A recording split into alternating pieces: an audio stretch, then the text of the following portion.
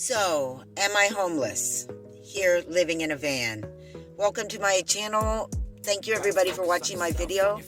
I want to answer this question today. Am I homeless? Well, firstly, no. But I'll tell you what I think about it and why. I usually think of homelessness as a state of mind. I know that sounds ridiculous in terms of like if you don't actually have somewhere to sleep in a shelter, you are out there in the elements, and right now it's raining and cold, that sounds a little ridiculous. It's not a state of mind. I'm living under a bush. It's cold. But what I mean by that is homelessness is like a state of mind in that there's a big victim mentality out there. And one of the things that I've been trying to grow out of my whole life is this victim mentality. So I know this intimately. It's this sense that there's not enough. It's this sense of constantly having to survive. It's this sense of and reality of being poor. And it's like, once that, develops in your personality, in your neural network, in your belief system, growing up that way, it's really hard to get out of that mindset. But what I found is that that's the biggest determiner for me of whether I'm successful and happy or not, both of those.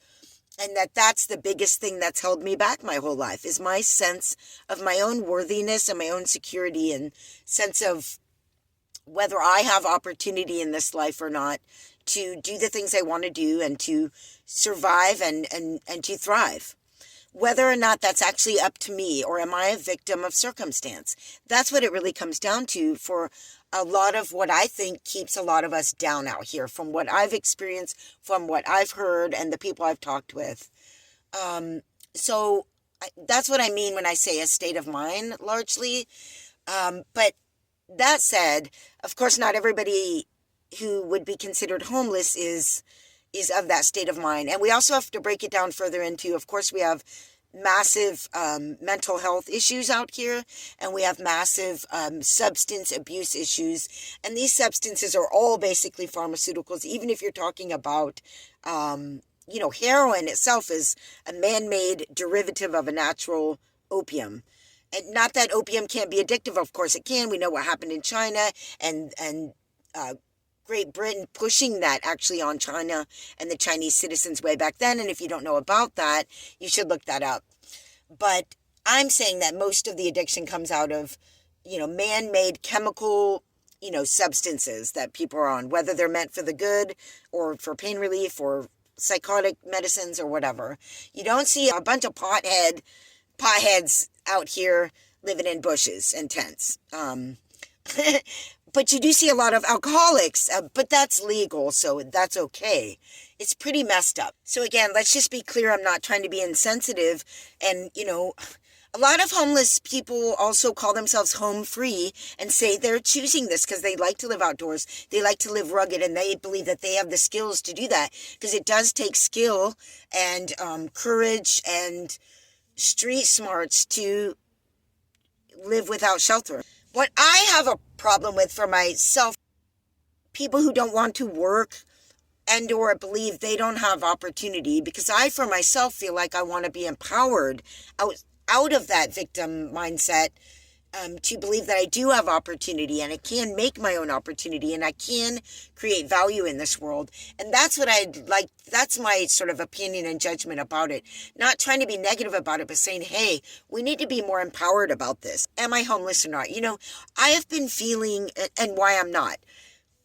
I've been feeling super grateful about my van lately and the space that it is, because I know it can be very difficult, and I do a lot of complaining about it, or like letting you know, hey, here's a part of van life that's actually tough that you don't see every day. Like, you wouldn't believe how much just not having running water creates a whole nother job that you have to do on a regular basis. Whether you're doing it out of bottles, you're doing it out of bigger containers, it's the same thing. And it's the same with the toilet on the other end of things. So that said, I've been feeling really grateful about how warm and, well, actually it's been quite cold lately, but how dry I have it, and warm if I want to use my Mr. Buddy or turn on the fan. I have it in this van. I'm very lucky.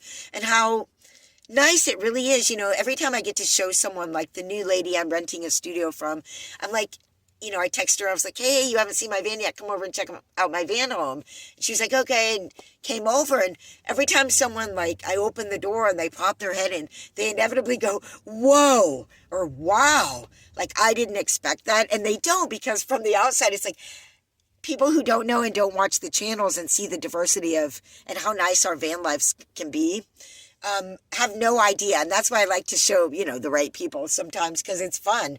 Or someone who's like, yeah, I really want to get a van and da-da-da, and they're living in a car, or they're, about to change apartments and could use a break. They're working full time, whatever. And I'm like, check this out, what's possible. First, I usually ask them if they've seen van life channels, and I show them and they inevitably go, wow, it is quite nice. I'm dry and warm, and I have my little doggy buddy in here, and I can even work in my van with my phone. I'm really super lucky to have a very creative life where I'm making these videos, which is super fun for me for the most part. And I'm sewing, which is super fun for me for the most part. I'm really super lucky to have this creative life, and I'm allowed to and can do it living in a van. And I'm very lucky to have this van, and that's how I feel. And I think that's the main reason why I'm not homeless. Yes, it's a state of mind where I don't feel like a down and out person and that I don't have opportunity. I do feel like I have tons of opportunity. And physically, I am not homeless. I live in a van. It's very comfortable. It's very warm, sleeping at night. I have everything I need. It might just be a little bit either harder, you could say, or self-determined. I'm, responsible for gathering my own water and for taking care of my own business in this van. And that actually makes me more self-empowered, not less. So yeah, from my very lucky and comfortable situation, I can go, hey, I want more, and that's okay, and I can do that. I can work and do that. And, if I have a bigger vehicle like you guys know I want, if you've been watching my channel for a while, and can sew in that vehicle, because now I have the power with my new power station from Carolyn's RV Life, then I can even make my opportunity even better, because that just allows me to work anytime, anywhere, and not have to rent another studio, which I'm joyfully doing right now, and really like the idea of having another space, especially just having the van. So now we have two places. How lucky am I, So I just wanted to sort of answer that question. I think it's an interesting question that certainly was brought up at the beginning of van life channels.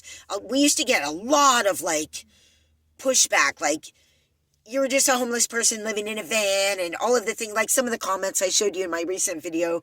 But a lot of people got it a lot worse.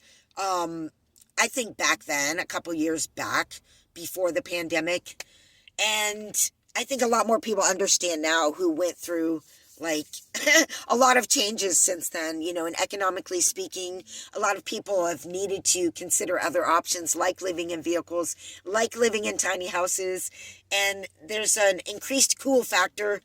But yeah, we're just doing it. And, me for a mix, it's always been a desire to do it, but it's always been an economic necessity as well. I mean, and I'm always contemplating how much can I really pay per month for a place, and I seem to be generally just under the threshold of what is necessary to, rent a place, certainly of my own. And I really think the smart thing to do for, society right now, what we need from the builders, the house builders, are smaller houses with less expensive utilities, more efficient, because there are a lot more single people out there than there used to be.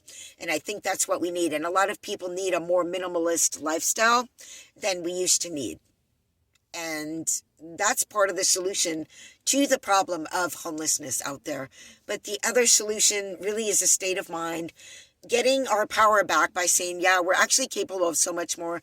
And every time I talk with a person who is technically homeless and has a really down and out attitude, I just want to hey, have you ever thought of, and I always say to them, dude, they're look, I want to start this, they're homeless, living out of a backpack, and they say, I want to have this company, and there's going to be 6 delivery trucks, and here's the product idea, and I want to do this, and I'm like, hey, Settle down, cowboy. Not to discourage, but I'm like, look, you could actually just start a YouTube channel right now talking about the experience, your experience of homelessness, how you do that.